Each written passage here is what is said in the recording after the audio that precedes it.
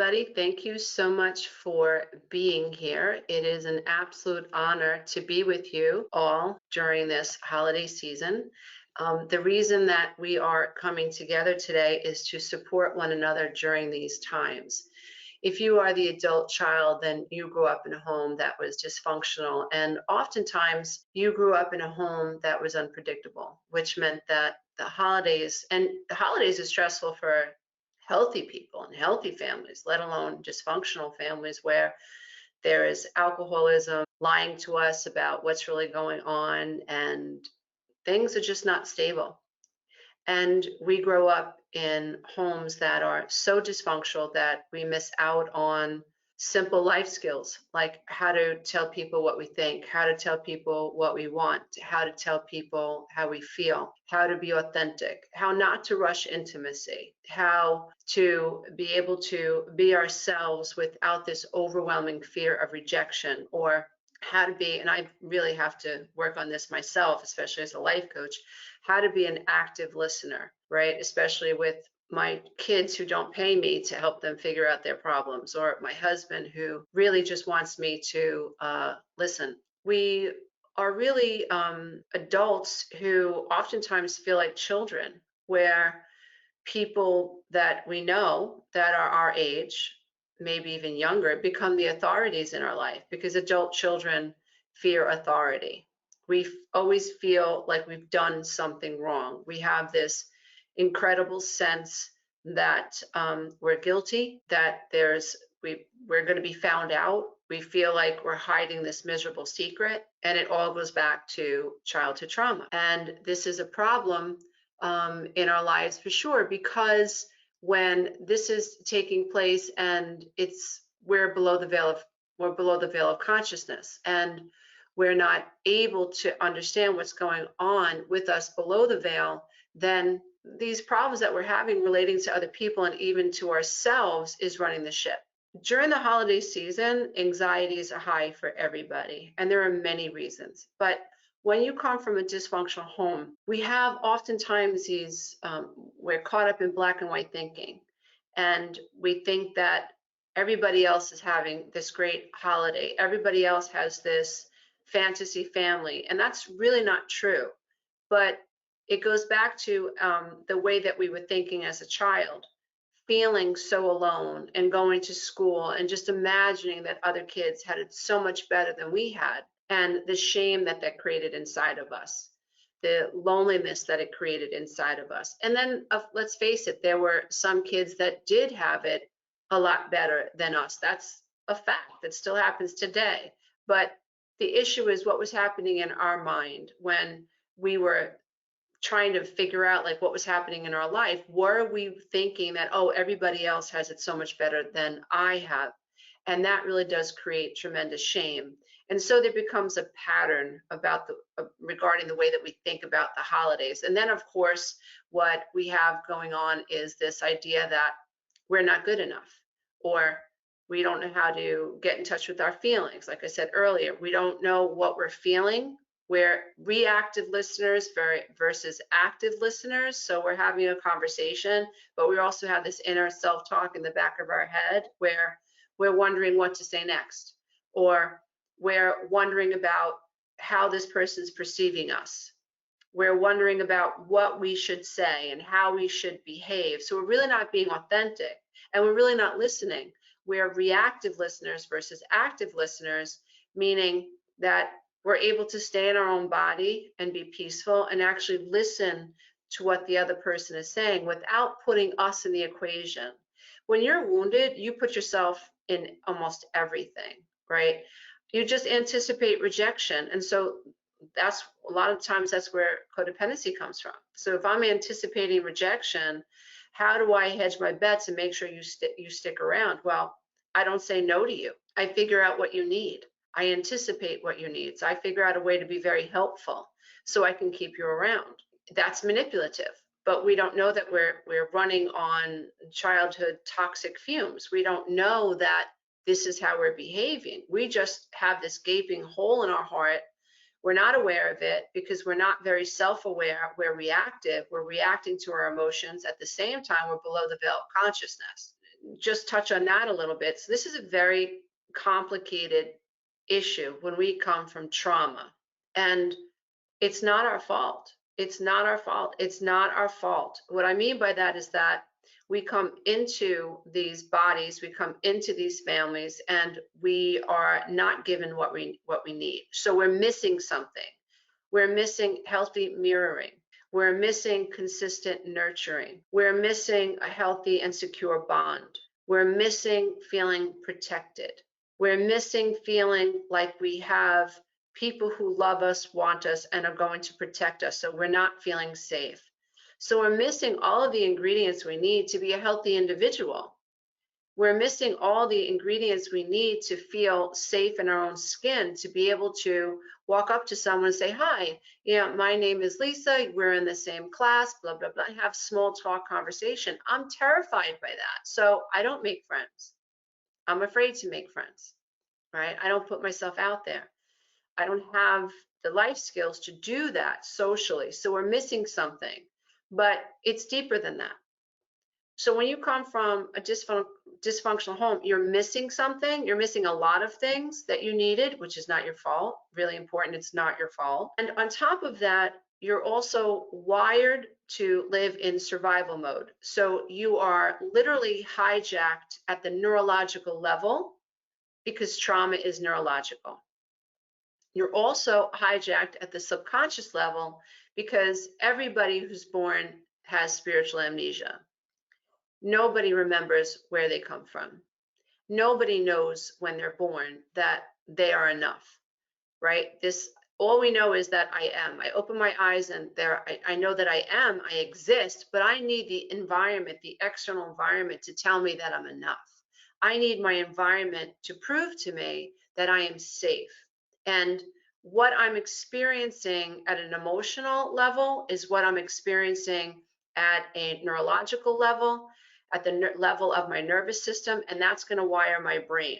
So now I'm screwed. If you think about it, it is the way it is. So I'm missing what I need to grow and become a healthy, self-assured adult who can carry on a conversation and just show up and be an active listener and not rush intimacy, take things slow, like really let a relationship grow and not be governed by the fear of rejection.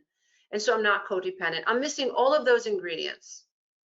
Then, and I'm not trying to depress you all, I'm just trying to explain it. So now we're missing something. And then on top of it, we're neurologically wired to live in survival just as a way to cope. That's not your fault. That's not your fault. So we're hijacked at the neurological level. We're missing many ingredients. And then on top of it, all human beings are born asleep.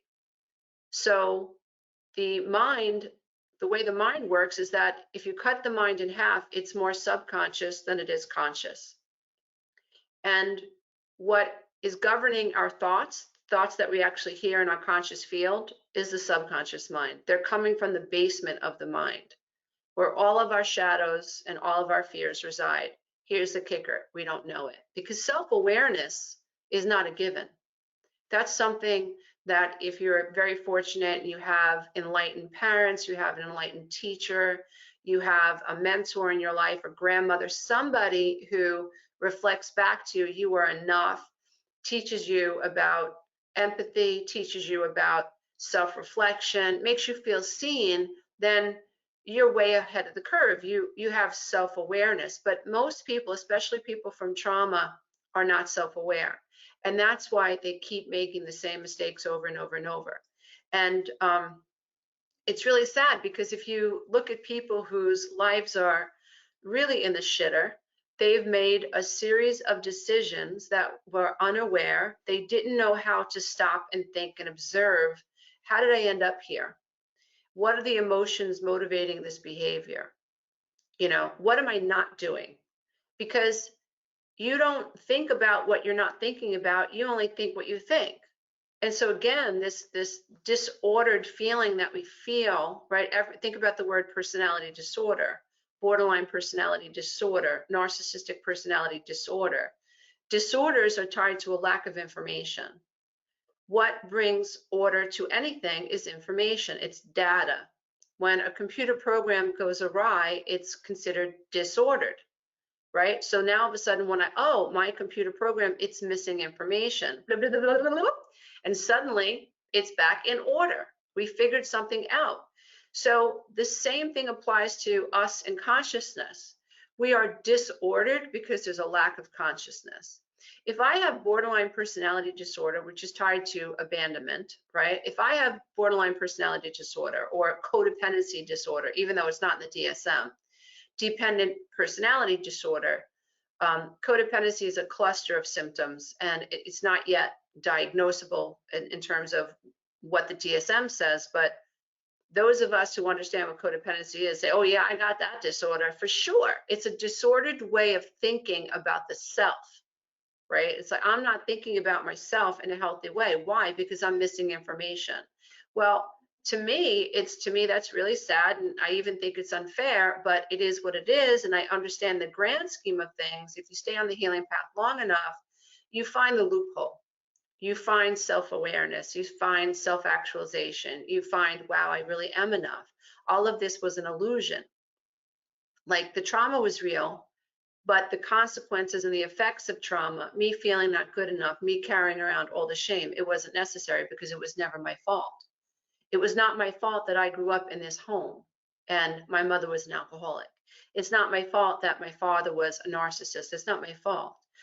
The way that I think is appropriate based on the situation that I was given. It's not healthy, but it's valid and it's normal considering my situation. And that's what I was trying to say. When you gain information, then all of a sudden you start to feel better. You're less disordered, you're less reactive. And so if you're somebody, let's say, who has borderline personality disorder, for instance, which is an abandonment issue disorder, and you're highly reactive and you're angry and all that, is that your fault? Absolutely not. Borderline personality disorder is not anybody's fault. It's the result of what happened in childhood. It's the result of what you haven't received, and it's also the result of your brain wiring for survival.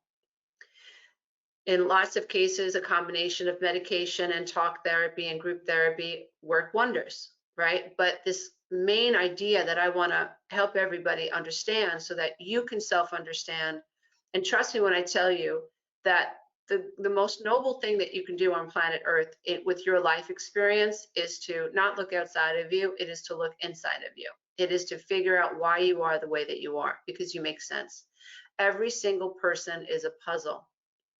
Every single person is a puzzle. That's why I run the 12-week breakthrough coaching program, the masterclass, and in early January, I'll be launching Soul School, A Course in Love Consciousness. And you can come from Mongolia, you can come from the Netherlands, you can come from Korea, you can come from any part in the world. And if you are the wounded adult child, you'll understand what we're trying to say, because the wound is a universal wound. All human beings need to feel loved. They need to feel heard. They need to feel understood. They need to feel like they're good enough. They need to feel like what they're feeling, someone else is strong enough to witness and not try to change it. And that's a big ask. Many of us don't have that. I'm still trying to become that type of a person for my children, because I hear myself when they start talking about something that's going on in their life and I can see that they're uncomfortable. My first impulse is to try to help them fix it, which is not active listening. It's a form of reactive listening. In other words, maybe in the past, I would be reactive to what my mother said to me in a negative way. And now, as a life coach with all this knowledge and information, I'm reacting with healthy information, but it's still not healthy per se, because what's better is to just give my children the space to listen. So I'm still learning to sit on my life coaching hands and shutty, like, Lisa, just shut up and listen. And if we have a hard time doing that because we don't know how to listen to the self, right?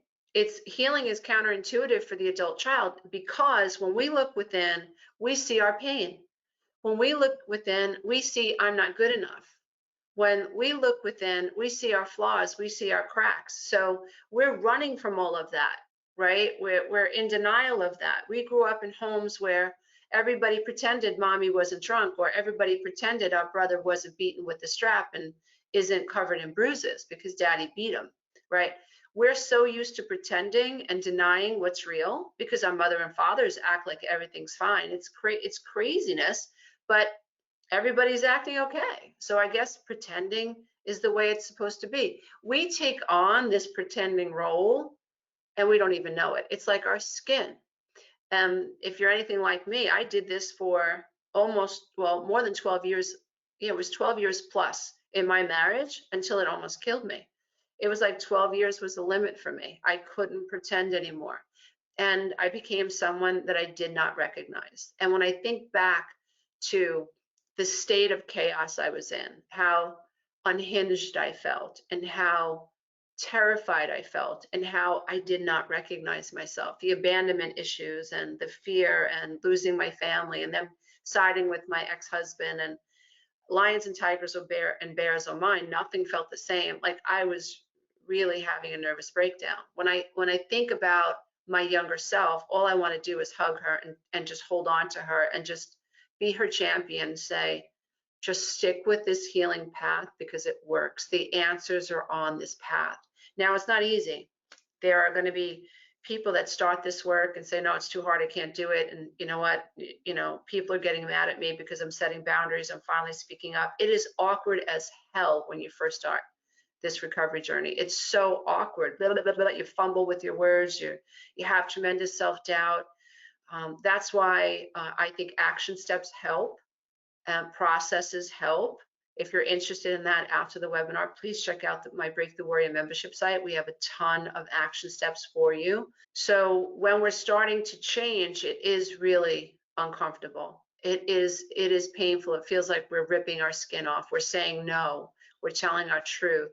We're holding ourselves accountable. We're not taking the ball and running anymore. Like we're standing there like big boys and big girls, and we're having adult conversations, and we're not making people feel guilty because we feel insecure. Like this is serious stuff. It feels like you're giving birth to yourself, like in live time, right? Like you're literally giving birth to yourself, and everybody knows that, giving birth is a very painful process, and so is self-actualization. Going from being the adult child of a dysfunctional parent and learning how to look within and parent yourself is an incredibly courageous journey. But I can tell you that I personally don't think, if you're a wounded adult child, there's no other better way to spend your time than trying to understand yourself. Because in understanding yourself, you understand everyone. In understanding yourself, you get to the point where you have tremendous compassion for yourself, and you have compassion for others because you know that they're asleep, right? I love the story of, the metaphoric story for Christ and the cross, right? Christ is hanging on the cross. It's a terrible picture to imagine, right? But Christ is hanging on the cross, and before his salvation, before he is emotionally freed, he cries out, Father, why have you forsaken me? It's this agony of, if you think about the human spirit, like that's our pain. You don't see that I'm in pain. You don't care. You don't care to understand me. You're hurting me, and I can't tell you that you're hurting me, and you're pretending like you're not hurting me. You're hurting mom. You're hurting my sister. You're hurting my kids, and you're going to pretend like you don't. It's this universal human ache that we have when people are hurting us and they refuse to see it. And what releases Christ from this terrible suffering is forgiveness. Before forgiveness, there's awareness, there's acceptance, there's surrender, right? To tidy it up, we call it forgiveness. Like, forgive them, Father, for they know not what they do. And that relates to all of us. I forgive myself for the time in my life that I was below the veil of consciousness and I was modeling very unhealthy codependent behavior for my children. I forgive myself. This is the hardest thing in the world. It's easier for me to forgive you than it is for me to forgive myself. But I forgive myself because it wasn't my fault that I didn't know what I didn't know. And I'm encouraged. I never use the word proud of myself, but I'm happy, right? Or I should say that I'm inspired, or I'm humbled, really is the perfect word, by the fact that there are a set of laws that we can follow that set us free. But getting to the other side of this pain is painful. It's not a walk in the park. You need consistency and you need discipline. It could take a year, right, or more of daily work, like working on myself, working on myself, working on myself, looking within. Okay, I screwed up there. How can I do better tomorrow? But I can tell you, and I'm sure that if there's anybody here on the call today that's taking my classes, they'll tell you that it works and there's no going back. There's no going back. So I wanted to hold this webinar to encourage anybody out there. You're not alone, dear one. You know, the holiday season is a very lonely time for everybody, especially those of us who come from dysfunctional homes, those of us who have a difficult time socializing, those of us who have a hard time making new friends, who have a hard time with the social skill of small talk. You know, we fear abandonment, we fear rejection, we're all up in our head. And so we isolate during the holidays more than ever. You know, we look outside of ourselves and we see all these phony, fake ass commercials about actor families, but that's enough to trigger us sometimes. Like, they're phony as you know what, you know, they're all acting, they're all getting paid, you know, like, but when you're an adult child, you see that, and like that activates all your childhood wounds. Like, I wish my family was like that, or I wish I was loved like that, or why couldn't I have that? And so then what we do is we tend to isolate more during the holiday season. And we really got to be careful because it's a thin line. Healing is a thin line when what we're doing is avoiding being triggered by somebody. It's not the same thing. Healing is being able to stand in front of somebody and manage how you feel without reacting to it, without giving into old behaviors, knowing that you're enough and that you don't need to react to this banana anymore, right? So I don't know what just happened. I think someone gave me a thumbs up. I've never seen that happen on our webinar before, but thank you, whoever that was. So it's a thin line, right? So we want to keep these I call them anchoring thoughts. We want to keep these anchoring thoughts in our head, right? Because they're sort of like marks on a map. Like, okay, how do I know I'm doing okay, right? Because you need those guidelines, because how do you know? And so you know that you're doing okay when you are less reactive, not only to your inner self-talk, but to the actions and attitudes and behaviors of other people. When you know that you're doing okay when your inner self-talk goes from fear-based to, wow, that's a beautiful tree. That's a huge shift, because adult children of alcoholics are so worried about what they don't want, and they're focusing on what could happen and the what if and the what if and the what if. It's a survival skill. You know, when we were little, we had to worry about, you know, how this person was moving and what that person was going to say, because maybe in a split second we were able to run into the bathroom, or maybe we were able to acquiesce and pick up on that they were angry, and then we smiled and they left us alone, right? So this hypervigilance is a life skill. Left untended ruins our lives. So we don't want to live in a state of hypervigilance. When we're living in a state of hypervigilance, we're not in the now, and we're being robbed of this sacred moment. And the only way that you get to change your life is if you learn how to live in the moment. And that's a mouthful.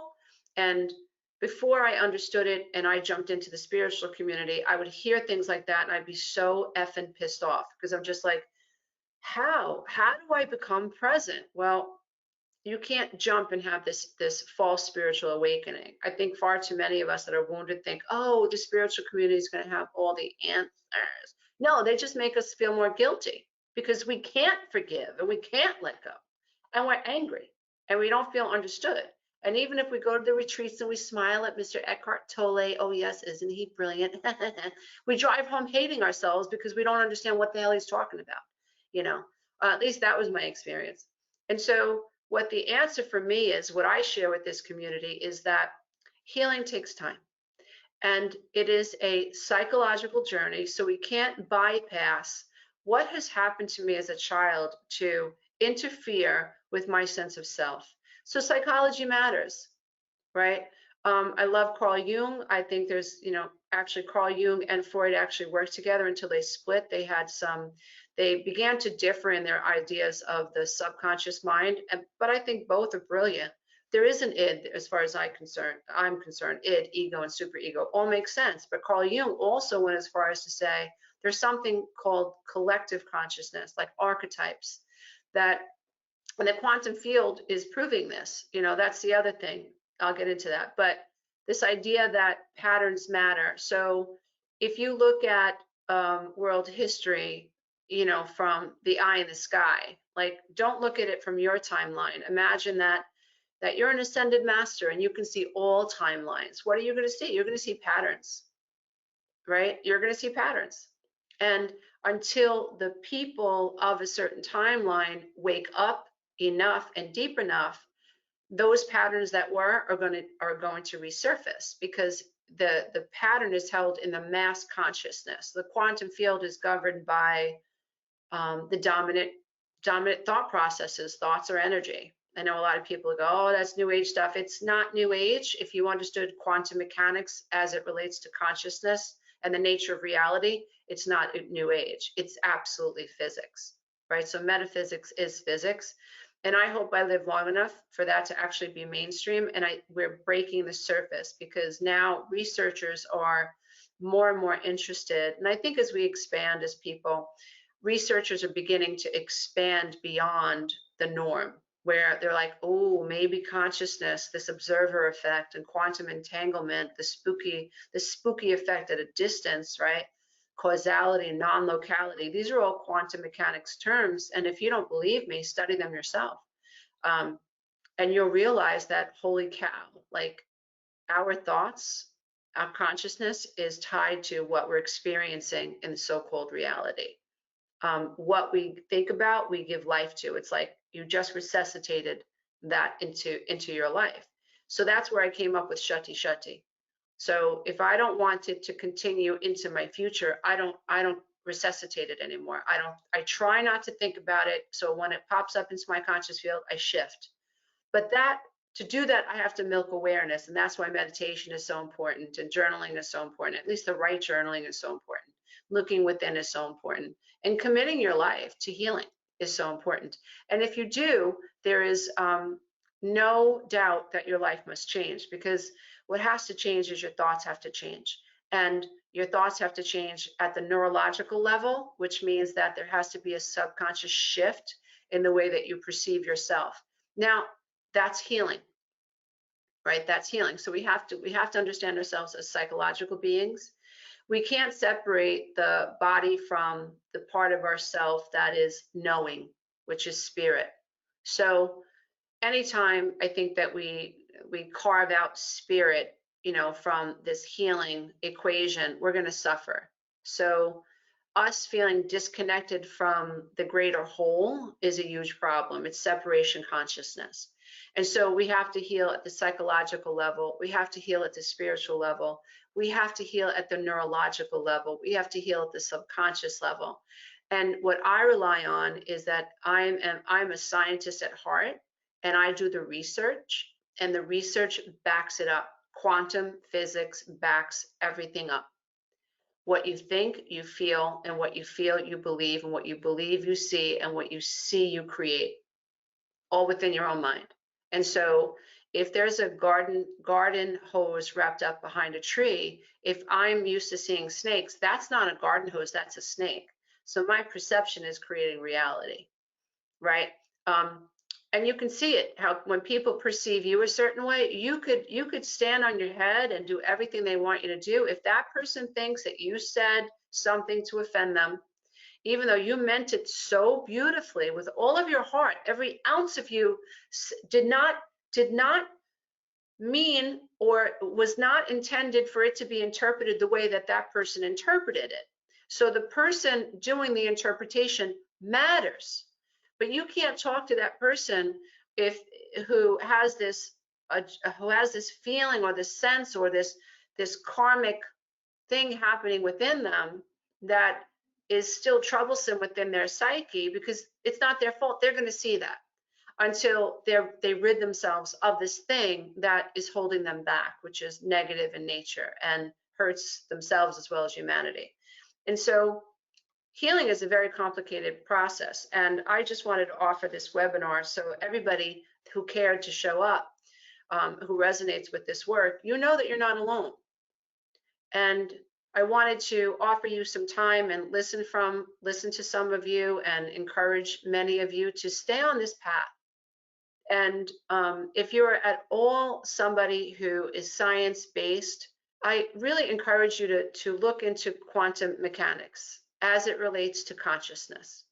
And then what will happen is you'll start to understand, like, wow, it's the state of consciousness I was in as a child has never left me. No wonder I feel like a child in my marriage. No wonder I act like a little girl when I don't get my way. Or no wonder I pout, or no wonder I get reactive, or I stamp my feet like my dad did, or I scream and yell like my dad did. It's a state of consciousness, right? And that you can only create from that state of consciousness. And what's so beautiful is that the quantum field allows for a do-over. When you start to change the way you look at yourself on the inside, now here's the thing, you need tools to help you do that. And I'm all about tools, because when I started, I mean, I've been searching since I'm in my early 30s and I'm almost 60. So you're talking about a long time. And it wasn't until it was about over 20 years ago, a little bit over 20 years ago, was I was actually 22 years ago, maybe 23 years ago, I was diagnosed with codependency. And it was then that was like, oh, I have a label. Okay. Then it just was like breadcrumbs. It was like, finally, I had a coordinate that said, Lisa, you are here. Now that I knew where I was, then I could plan a course for where I wanted to go. And so labels matter. A lot of people, I don't want to be called codependent. Well, if you are, you are. It's a starting point. There's so much information out there now about being codependent. Right? When I started, there were not everybody. There were a lot of people talking about it, but what do I do now? How do I access my feelings? How do I process my emotions? How do I stop lying about how I feel? How do I live an authentic life? How do I think? Because this is a disorder of thinking. It's a disorder of feeling. It's a disorder of behaving. How do I change myself? So I'm all about the tools. And if you've taken my classes, you know that my classes are all about tools. I don't just do this. Okay, I'm going to teach you this, and then I'm going to give you something to do. I'm going to give you homework, and then you're going to practice it, and then you're going to talk about how your life changed, right? And you're going to reinforce it until your brain changes. So my goal is to remap the brain neurologically with new information, and to have you act it out in the 3D world until it becomes part of your new subconscious mind. Kathleen has asked, after we are living above the veil, how can we interact with parents who are projecting their pain onto us, projecting their anger and anxiety? Is the goal to see their projections and let it not impact us, not reading into it and changing the topic? Another piece of the puzzle that adult children of alcoholics have to understand, Kathleen, is that we want to move right into the how-to. Like, okay, so I'm living above the veil. I know my parents are below the veil, right? Very helpful concept, right? Because now I'm disidentifying, and now there's a choice. I don't have to engage with this, which is brilliant. We didn't know that before because we were enmeshed. Codependent families are enmeshed. Toxic families are enmeshed. So now you're like, okay, great concept. Above the veil, below the veil. Okay, disidentify. Ooh, there's some space, right? The next thing we want to know is what to do now. And I get that, but there's a step that we have to put into place prior to the actual action step, and that is acceptance of what is. There has to be this literal humble feeling. It feels like a letdown response, I'm letting go. In other words, I'm not in resistance to them being below the veil anymore. I accept it's not my job to bring them above the veil. I accept that this is their timeline and they're on their journey and they're below the veil. And that's okay. I wish they weren't, but it is. So it isn't. They're not there yet, right? So there has to be this literal conscious click that goes off in your head that says, it's okay. I can't change them. Literally surrender to the point where you feel it. Now, we call this non-resistance. We're at non-resistance to what it is. Bruce Lee says, be like water. Just be like water, right? Just flow. When I'm in the company of people who are below the veil, the minute I say, oh, they're below the veil, and I think there's something wrong with that, which is what we do in the West. We label freaking everything: good, bad, up, down, black, white. We have to do that, right? And that's a problem, because the more labels we have for people and experiences, the more miserable we are, because there's more ways for us to be disappointed and for us to be judgmental. So just make sure that when you're around your parents and they're they're feeling anxious, it's much healthier for you to say it could be no other way, right? They're elderly, they're below the veil, they're a product of their program and their environment. How can I be more compassionate? Just accept that they are the way they are. When you say, I accept them for who they are, it's like you're saying, oh, they're in this below the veil pool and they're anxious and that's sad, but I'm not jumping in it. So the surrender and the acceptance and compassion, if you just think about those high vibrating virtues, those are spiritual virtues. So when you're coming through the veil, ultimately you're going through all this hard work, right? Like it's the grunge work. It's like, you're in the bottom of the pit and you're like, okay, what's me? What's my programming? It's really hard. But eventually if you stay on the path long enough, what starts to happen is these innate dormant spiritual gifts come alive in you. Like you want to be compassionate towards your parents. You don't want to punish them anymore. So that's where we're going. We have it, and that's a process. It took me a while. It took me a while to get there. I mean, my father and I have gone at it in my lifetime, and even with my mom, that we went at it. Mostly me and my dad, me and my brother, we've gone at it, but I don't want to live in that state of resistance anymore, especially as I get older. So when I look over my shoulder and say, how did I fix that? How did I correct that? That's how. It was like, okay, first I battled it, like it shouldn't be this way, like every ego-based human being does that's below the veil. This shouldn't be, this shouldn't be, this shouldn't be. We protest, we suffer. And then eventually I was like, okay, I have to accept this, I have to accept this. Okay, I'm not arguing anymore. Okay, shutty. And then eventually it was surrender, empathy, and compassion for what it is. So I hope that helps you. What's going on? He has a question: how to let go of the guilt of life, of everything, how he treated everybody. Yeah. You want to give me an example? You want to give an example, baby? He's really emotional. All of these emotions that you're experiencing mean that you have empathy. It is a process of loving yourself and giving yourself permission to be human and to make mistakes. It's hard to speak. I understand. You don't have to if you don't want to, dear one. It's okay. Is any of what I'm saying resonating with you? 1,000%. Right.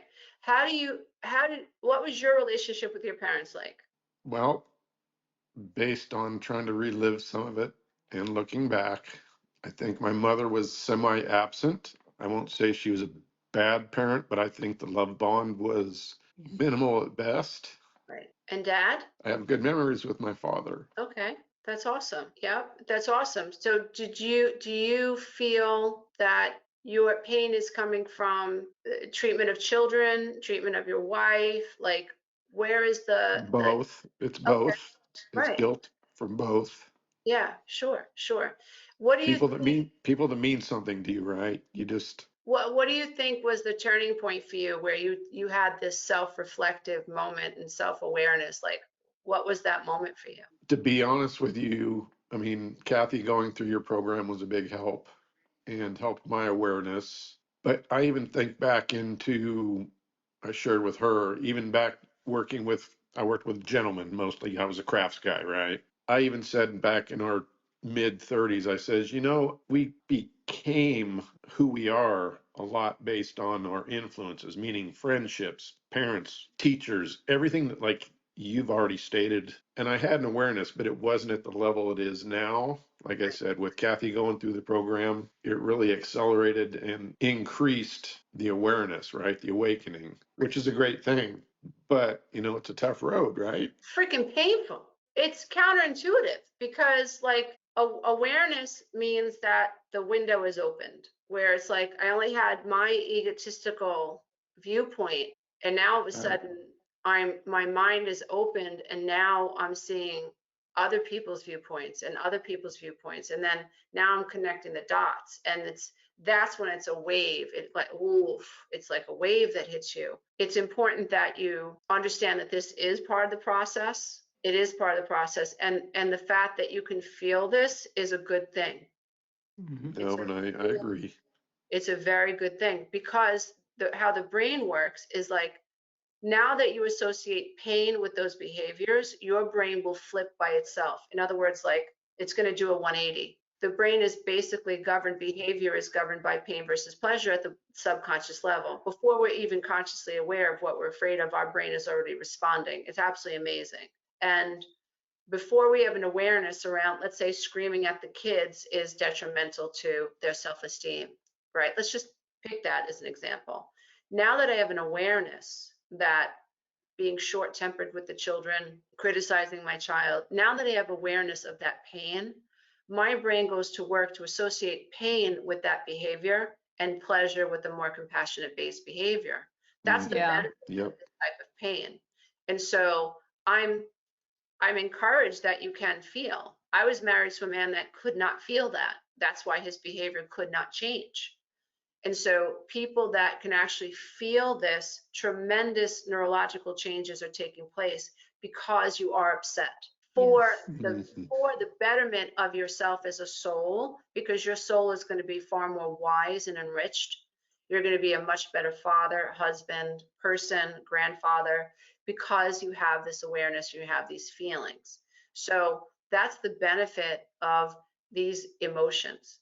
And when you get this deep into the work where you can look at yourself and start to see, wow, you can connect the dots, and you're not running from it, you're not reacting to it in a negative way, you're changing at a neurological level. Does that help you at all? It does. And, you know, my awareness has helped greatly with our grandson, our youngest.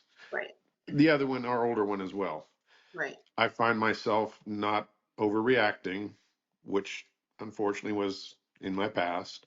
Me too. And just saying, please, come on, guy, let's calm down. Come on, let's do this something different, rather than bam, bam, bam. You have to, you know, you got to sit down. You have to stop. You want a spanking, whatever it was back in the day, right? That's how I was raised. I do give myself credit with that change. I just want to be farther along, right? Oh, you can't rush this, because what's happening is that this is truly a neurological journey. So you're a craftsman. You know that if you're crafting a rocking chair, it's going to take time, right? It's piece by piece. You've got to sand it down. You've got to router it out, whatever you got to do as a craftsman, right? So you're building something. It's the same thing with the brain. You're building a neurological pathway. So in the beginning, there is this awareness, and then there's this pain. Your brain is going to work to literally rewire itself to associate pleasure with a more compassion-based approach. We can't rush it. When you're changing and you're healing the right way, you can't rush it. It's sort of like, well, you could starve yourself for 2 days and lose 5 pounds, but the minute you eat a normal meal, you're going to gain 6 pounds. You can't rush this, right? Right. So what we're trying to do is help you grow tolerant of where you are right now emotionally. Let it be. Let it be. In other words, like, I sound like the Beatles, right? Let it be. So just let yourself be wherever you are right now. You know, Yeah, amen. It's very true. You might be connecting to childhood trauma that you've never been aware of before. Exactly. Yep. So now all of a sudden, now as you're seeing yourself in the lives of your children, you inevitably, that's why in the second module of the 12-week class, we're talking about accountability. The first 4 weeks, I'm like, just focus on you, right? Focus on how you experienced your childhood. Now we have to see the pattern. What was the blueprint that was laid, right? And that's really, really painful, because now it's like, oh, I see how the pattern has affected me. Part of what you're going through now is, as you start awakening, you see your pattern in your style of parenting, and then you inevitably see the parenting style that you were exposed to. Sure, 100%.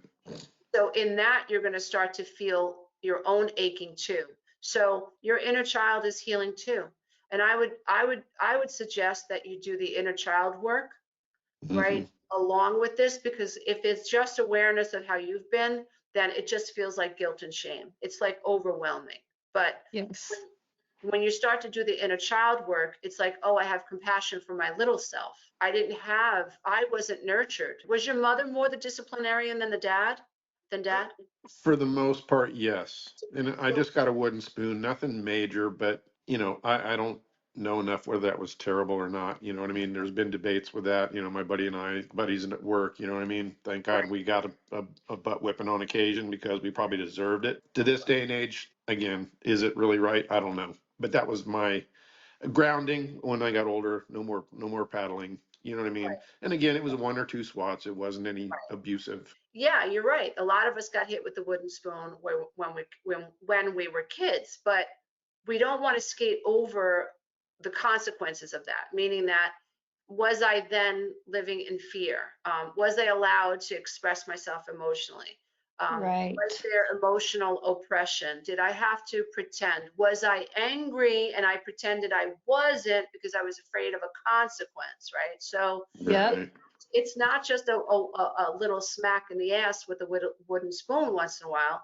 It's much deeper than that, because if there's the threat of that, what is the consequence? Am I able to express myself, or am I repressing myself?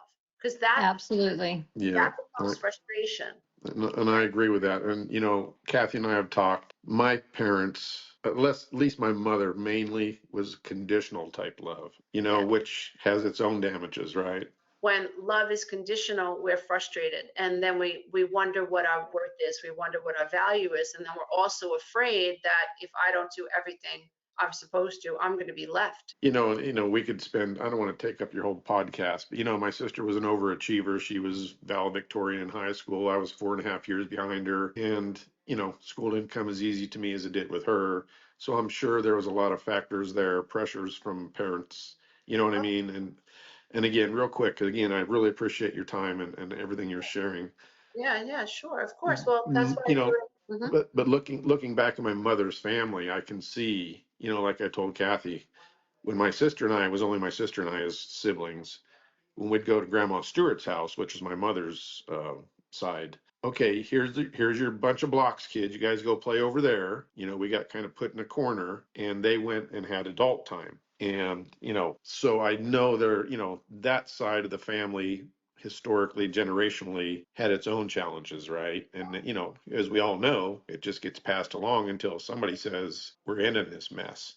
Correct. And that's what you're doing, and all of the pain that you're feeling is proof, evidence that you're breaking the cycle. And at the subconscious level, I don't know if you know this or not, Tracy, but the only way to break generational karma is to break it at the level of the subconscious. And the only way to change the subconscious mind is through feeling. Because when there's a change in feeling, there's a change in chemistry. And when there's a change in chemistry, there's a change in neurotransmitters. And when there's a change in neurotransmitters, there's a change in neurology. So that's the only way that we have permanent change. So the fact that you are hurting means that you're changing at the neurological level, which means that you're breaking this generational curse. So there is reason for all of this. No, and I get it. I've done my own research, other sources as well as yours. So I get it. The pain is the healing, and it. But would you rather be there, even though I know it's a necessity? Would you rather be there? No, I'd rather be, Of course not. in a blissful place, right? Correct. But I think it does, at least it does for me. It helps me to know that it's part of the process. The other thing, I'm sure your wife's heard me say this, what happens in one space happens in all space. So it's like when we think about a physical wound, let's say, God forbid, you get shot in the foot, we kind of accept that I may need surgery. We accept that I have some shattered, bones in my foot, and I have to have a cast, I have to keep it up, and it's going to be painful a while. We don't judge ourselves for that. We just kind of like move into a state of surrender and acceptance about it because, oh, it's physical pain. And in time, the pain will subside. It's like, when we're thinking about it mentally, it's like, oh, it's okay that I'm in pain. I just had surgery. Well, it's the same thing with this. It's almost like an emotional surgery where it's like, oof, the pain is part of the healing process. So I hope that helps. Here's the thing that's really hard, to accept. I think, at least, it takes tremendous resilience and fortitude and tenacity and strength and courage, is that there's still a consequence. It's difficult to sit back and say, now I just have to let what has been be and continue to focus on healing and what I want. That takes tremendous faith and hope, because there is a consequence, but there is a bounce. In other words, like, if we stay steadfast to the healing journey and we commit to this, then we have to hold on and be patient until our reality begins to show signs of a new program or a new pattern. So yeah, healing is a complicated process, and it doesn't happen overnight. It takes, if you're doing it correctly, there will be this experience of, how have I contributed to this? And if you're the adult child of an alcoholic, or you came from a dysfunctional family, undoubtedly your parenting has been affected, and that is normal and that's valid, and it could be no other way. And like I just said to Tracy, the most healing thing that we can do, whether our kids accept it or not, is to go to them humbly and say, I see things very differently now, and I'm sorry. And again, go back to the active listening and just give them a space to feel what they feel. If the children come around, that's wonderful. If they don't, we have to continue on our healing path. How are you? I'm good. Well, kind of good. You have a question concerning the holidays. I've gone no contact with my mom in 2015. I think about her and my sister a great deal this time of year. My sister wants me to always contact her to meet, but then she says to remind her, and yet when I do, she turns me down with other commitments that she says she's made with her kids or something. This has gone on for years now. I feel so let down when this happens, and now I feel I'm setting myself up again. Any suggestions? So is that where you're at? Yes, that's where I'm at. So can you tell me a little bit about why you went no contact in 2015? Oh my gosh, that might take a long time. My mom and I got back together in my 50s. I'm 61, and we got back together in my it was my 40s. So for about 10 years, we were what I thought was a good relationship. Okay. And we go to move from Pennsylvania to Florida, and all of a sudden we have all these issues with our move. Stuff didn't come in. There was more money involved in moving, and I knew my mom she was always unhappy. She always complained. And if nothing went her way, she blamed everybody. And I knew this. This was my mom over the years. But when we moved down here to Florida and this happened, I just thought it was normal that she reacted the way she did. She got upset and she got mad at me. That, I guess I expected that. That's the way things always were. But then I thought we would get together like we would at home, and as adults, or just sit down, talk about things, apologize, figure out, how to move forward. But she wouldn't do that. And it was so devastating. And I got into a panic. It's just crazy. I was thinking suicidal thought.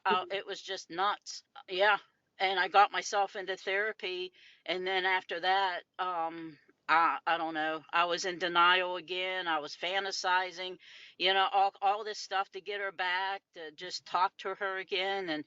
And I would try call her. She wouldn't answer the phone. I tried texting her. She wouldn't text me back. And, so fast forward, to today, my sister's down here in Florida as well. And we used to get together and do things, but the last few years it's been, less and less and less. And she tells me she's working on herself, and that's fine. I can understand that. I mean, I'm still working on myself. And it's just like a couple weeks ago, we were supposed to do something.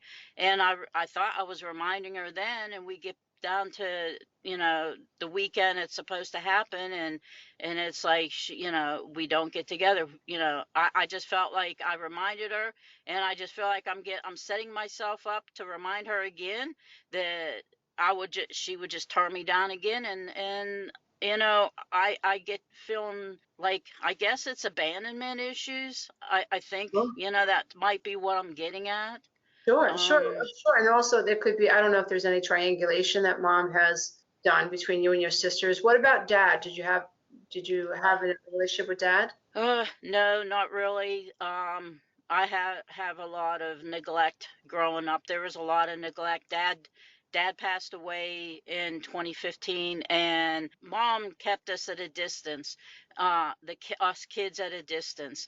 And that might be another thing I'm going through with my sisters. Like, we don't have a real connection, or the connection was not, nurtured. And it's been, I guess, a hard thing there. But with Dad, yeah, Dad was at home a lot, but he was not there. He was like the invisible parent. Which is And painful, right? Because it's like, why don't you love me? Every right. child is like, you don't love me. This must be something wrong with me. We take it personally. We don't know that dad's depressed, or Right. dad has an addiction issue, or dad's avoidant, right? Or dad has some personality disorder. We don't know that. So subconsciously, we develop this inner narrative. It must be me. I must be broken. There must be something wrong with me. And that haunts us. It sounds like you and your mom were codependent and enmeshed. You very much subjugated and needed her. And Yeah.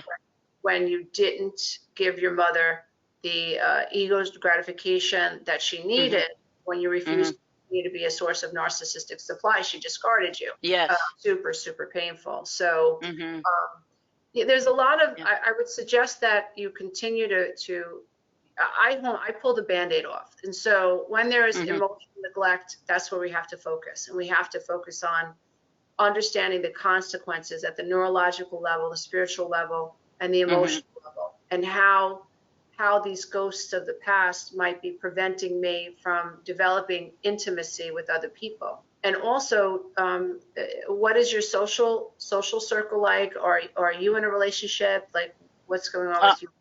Yeah, I am. I'm in a partnered relationship. My partner and I've been together for about 26 years now. Wow, okay. Yeah, it was rough when all this happened with me, because we had her 86-year-old mom living with us who had dementia, or was coming down with dementia. So it's like, it just happened, and I didn't have her support because she was so busy with her mom, I mean, but she did the best she could, but it wasn't like what I really needed. Right. And it was so strange to me. I just felt so, like I said, all I could think of was just, either like you say, fighting or leaving. And Yes.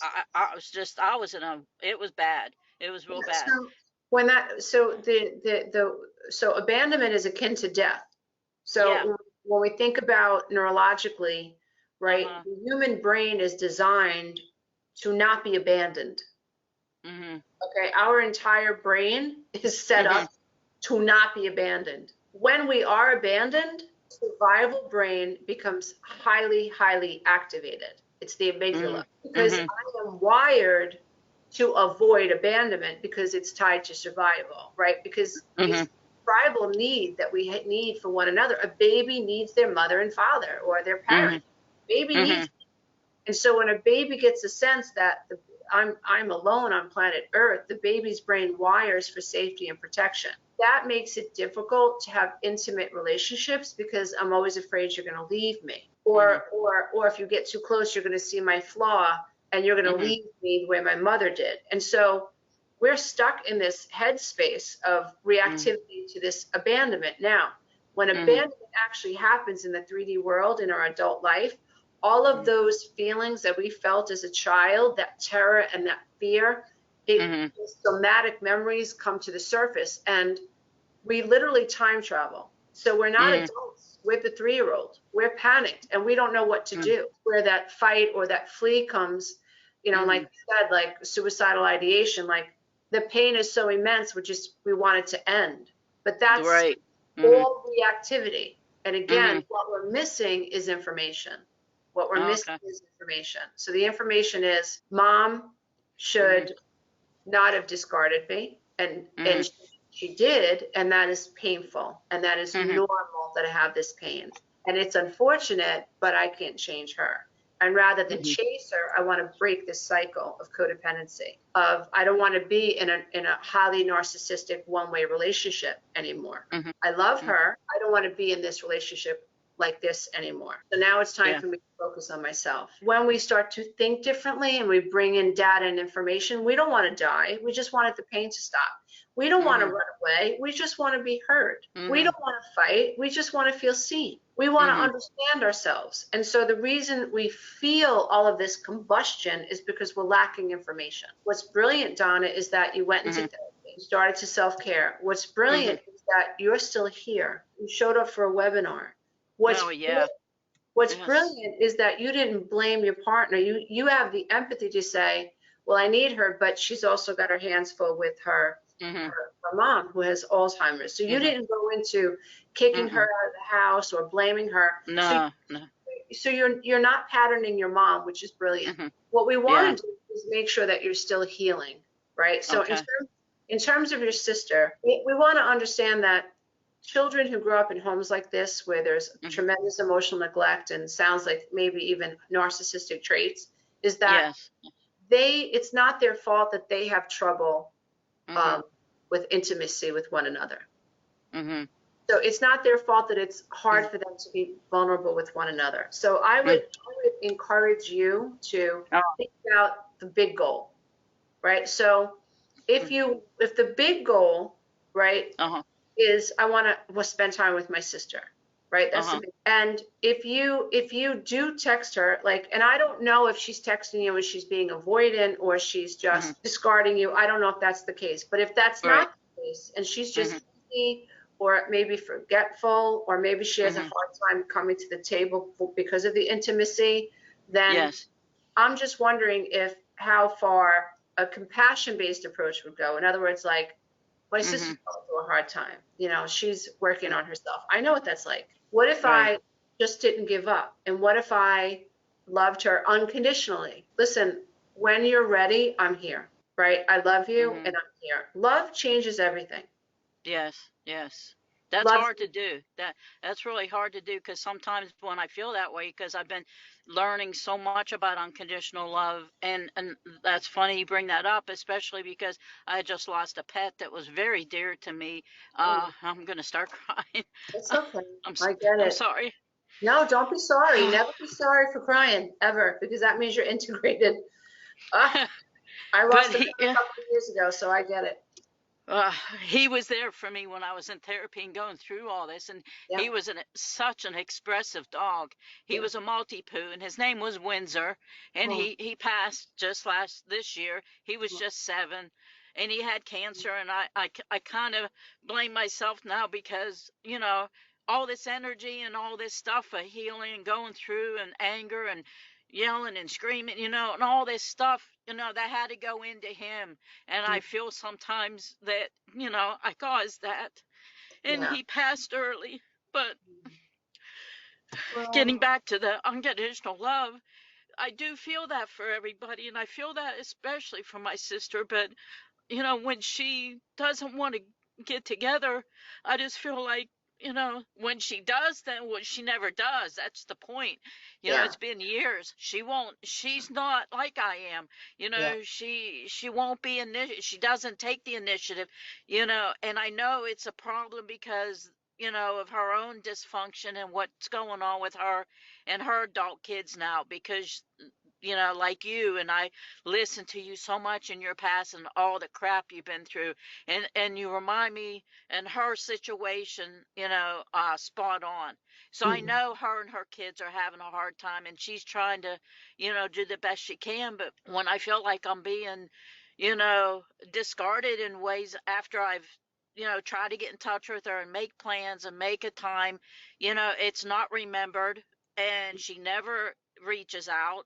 Months will go by and I won't hear anything, and I get in touch with her when I feel like it's the authentic time for me, and it's coming from the heart, not when I'm mad, not when I want to, you know, like stick it to her or something. No, I do it because I'm thinking about her and I'm concerned about her, and then so another text will go out, and that might be a few months from now if she doesn't get back in touch with me for the holidays, and that's fine. But then sometimes it's like when she does get back in touch, you know, to answering my text, then I do feel angry. I do feel a little bit of resentment, and I'm like, well, what the heck? You can call me, you can text me now, but why can't you remember to text me at the holidays?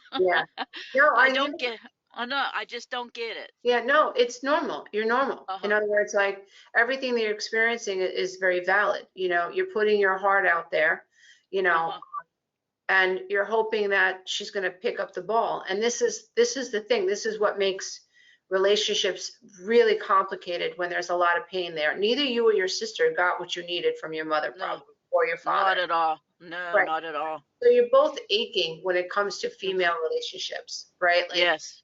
The female bond that you have, like you should have had with your mom, isn't there, right? Right. So that makes it difficult for your sister to have a female relationship with her sister. Believe it or not, it does matter. And so both of you are, it's unfortunate because there's probably so much love between the two of you that you could share. But just because you're further along in terms of self-awareness and understanding doesn't mean that she's caught up yet. Yeah. Right? Yeah. So I understand what you're saying during the holidays, and absolutely. But for us one of the things that I always teach people is like, don't attach to an outcome. Yeah. Right? So one of the things that we do when we're wounded is we love and we do expect a return. And it's normal, right?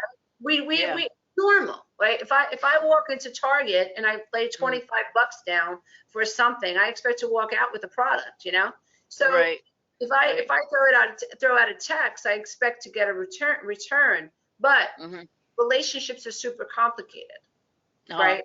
Your sister might have a fear of intimacy or vulnerability, or she might be going through such hard times that she's embarrassed or ashamed, right? Yeah. We don't know what she's going through, right? What's going on? Yeah. Right, we don't. So if you want to have any type of a relationship with your sister ever, it's important that we see the big picture. In other words, like we breathe air into it. We say, I hope one day she returns this text, or I hope one day she really wants to get together. So rather than attach to an outcome, we send out a text and we let it poof go out into the universe, and we send wonderful intention to it. And if she picks up the text, great. Even better, call her on the phone.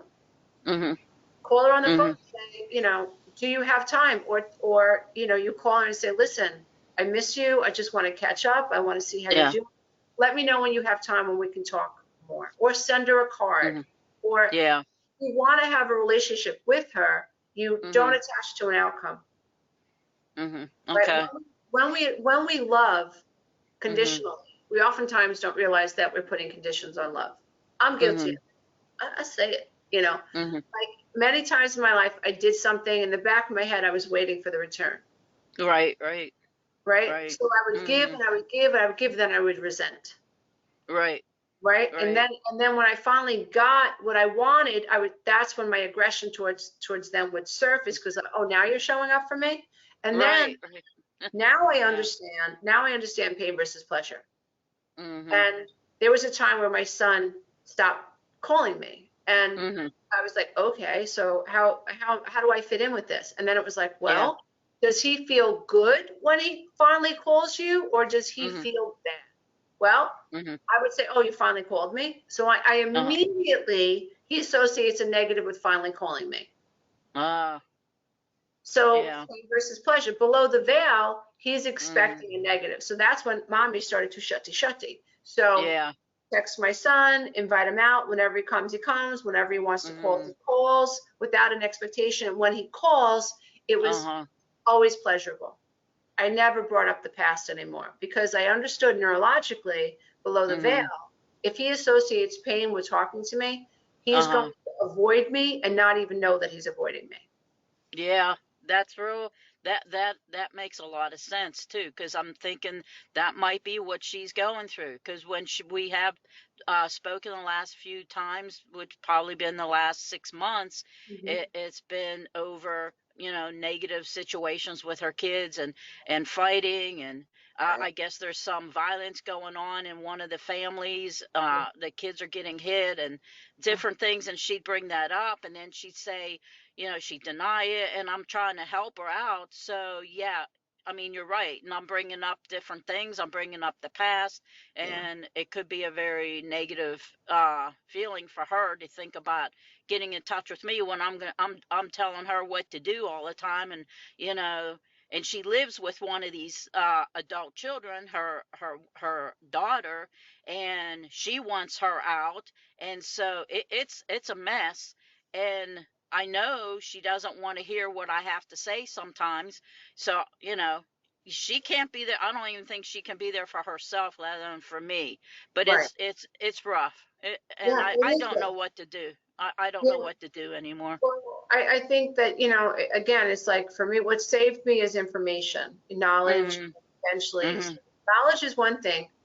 Mhm. Wisdom is applied knowledge. It's like, Mhm. oh, okay, so if my son associates, when my son was in the pits of depression, Mhm. the last thing he wants to do is talk to somebody who's got his life together, Yeah. right? Because it's Yeah. Right. painful, because it's more Yeah. shame. So it's this idea of understanding where she might be and not Mhm. making it about you, like really Yeah. understand where is she right now? Living with Mhm. domestic violence, Yeah. um, that's creates so much shame in someone. Just her Yeah. nose is probably barely above the waterline. So Yeah. that's what I was trying to say. If you want to have any relationship with her at all, then Mhm. my suggestion is to be loving. In other words, like send her a Mhm. card wishing you well. I'm thinking of you. When, Okay. when and if she does call you, if she gets the Mhm. sense that you're not going to be critical and not tell her what to do, Mhm. you're going to be an Mhm. active versus reactive listener, and you ask her about what's going on without reacting to it and just mirror Yeah. her emotions, she's going to want to Mhm. talk to you more and more. Yeah. Yeah. Yeah. So does this help Yeah. you at all? Yes, yes, it does. I understand it. It's just tough at the holidays because Yes. it's like I don't have any other family. My partner Sally and I, we have no children between us, Aw. and there's not really any close friends that we've made since we've been down here, and we have our work friends, but they're just at work. They're not outside friends, so Right. we're not really close to anybody, and it's rough, and of Yeah. course we have each other and we do the best we can, but it's nice to So be able to have someone on the outside to be able to talk to. yeah, well, adult children have a very difficult time making friends. Mm, We're not very good at small talk. We're worrying about what other mhm. people think about us. We are, Yeah. we're afraid of being criticized. So we kind of stay in our comfort zone. And so making Yes. Yeah. friends is really important. Learning small talk is really Mhm. important. Putting yourself, I don't know if there's a church organization that you could Mhm. get involved with, or Mhm. meetup groups online, or Mhm. you actually put yourself into the field of potential so that you can Mhm. create that reality. You need a Mhm. social circle, because if something happens to one of you, the other one is going to feel completely alone. It's really important to start seeding these future Mhm. relationships the best that you can. Even like online relationships where you have like a Mhm. meetup, or even like support Mhm. groups for adult children of alcoholics that you do Mhm. online, or going to a meeting for adult Mhm. children, or a CODA meeting. The Mhm. socialization piece is very important. Go to a Okay. dance school, learn how to dance, meet the people at the dance Mhm. school. Um, Right. Right. Consider putting yourselves out there. That's very Mhm. important for your mental health. Okay. Okay. Yeah, I'm working on that. Good. I realize, going through therapy and everything, I've always been an artist. I just never believed in it because I never believed in myself. And I've Well, no been, one believed in you, Donna. That's not your fault. exactly, Nobody exactly. believed in you. So, Right, right. And a lot of it makes sense today. But I've started into painting, and I have a art center down here that I definitely want to go visit. They have free studio time for painting, and I'm planning on going up there to do that. well, I But want you to make no. me a promise. Uh-huh. I want you to make me a promise that you will call them tonight or tomorrow morning. Okay. You make me a Okay. promise that you're going to follow through. You're going to believe Tomorrow. in yourself. Okay. Whatever it is, tomorrow morning, Mhm. you're going to Uh, make a phone call. You're mhm. going to schedule some studio time, and you're going Okay. to do something that scares the crap out of you. It does. It I scares me like know, crazy. I know, but you're I've going to been do planning it. to do this every Friday for probably the last 2 years. Are you going to promise me that you're going to do it? I will call. I will call them. Okay, you're going to call, but you're not only going to call them, but you're going to call them, and you're Uh-huh. not going to take no for an answer, meaning that, because what we do as adult children is like, oh, they said no, oh, they said no. Right. And we go right back into our freaking comfort zone. But that's That's right. not where the growth is. Right. So you're an artist. And you have a lot of emotions to draw from. I do. We need art. Art is an expression of our soul. So we need it. And no one can express your soul like you. So, and if you're out there, there are other people out there, and your personality is going to be inspiring other people. You're not helping anybody by not putting yourself out there. So I want you to make a commitment to yourself and to me and to everybody online. There's how many of us? Over 100 people live. We've lost a couple of people as we've moved on, but you're going to make a promise to yourself. You're going to call. You're going to book some studio time. If they're booked now, you're going to put it on the calendar. I want to know when I can have my studio time. And then you're going to send us an email, and you're going to tell us if you booked the time. Okay. Where am I sending the email? To you? Yeah, LisaARomano@gmail.com. Oh, okay. All right, so we're going to follow through. And I can guarantee you that after you make that phone call, you're going to feel giddy. Your inner child is going to jump up and down. Finally, I get to do art. Right. And it'll be, before you know it, it's going to be, Leah, I'm going to the art center. It's going to be like, okay, see you later. It's going to be so second hand to you. Like I'm doing it. Exactly. Yeah. And you're going to find a lot of different friends. You're going to expose yourself to different people. And you're going to be open, right, to meeting new people. It's going to be great, Donna. Right. Well, thank you so much, Lisa. I appreciate everything you've done and following you all these years. You helped me out more than you realize. And I wanted to ask you, the journal that you have advertised for, I think it's $27. Yep. Is that a printout journal that I can print out? Okay. Yep. It's a fantastic product. I have to tell, if I just say it myself, but it's very healing. Yes. Okay. Awesome. Okay. All right, Donna. Talk to you soon. All right. Bye. Thank you so much. You're welcome. Bye. Bye-bye. So no matter where we come from, no matter who we are, where we come from, when we don't get the ingredients that we needed as a child to develop the self-confidence to be intimate with other people in an authentic way, to be able to set boundaries without being reactive, to be able to have a conversation without fleeing, without fawning, without fighting, without freezing, that's not our fault. But the good news is that with awareness of, oh, this is what's going on with me. That's part one. Oh, this is what's going on. Part two is like we realize how it has affected us at the neurological level. Oh, it's not my fault. No, it could be no other way. If we stay on that path and we look to heal what was broken, which is the inner child, then from there we become the adult. We become the adult in our lives. And we begin to reparent ourselves. And now what happens is we have the spirit of discernment. Now I can tell a wolf in sheep's clothing from a mile away. And now I choose not to engage. So now I see all the tricks. Now, eventually, if we stay on the path long enough, is what I was saying to Donna, is that eventually we get to a place of there is so much forgiveness and compassion in our hearts for ourselves that it begins to translate into compassion for other people. Because everybody's doing what they think they should be doing below the veil. And when you become someone who can discern who's above the veil and who's below the veil, and you're working on yourself, if you stay on that path, ultimately you end at a very loving place because you're aligning yourself back with love. You're not living in fear anymore. It's okay what they think about you. You don't have to react to everything. You don't have to over-explain everything. You don't have to take the ball and go home. You don't have to attach a condition to love. You can just be loving. And when you're in that space, you're undisturbed by what's happening outside of you because you've stilled the waters inside of you. And that's what we're going for. So thank you so much for everybody for joining us for this webinar. Thank you for being here and look forward to the next webinar, dear ones. You are enough. And thank you for everybody who was wonderful enough to show up and offer us their story. We love you. Bye for now.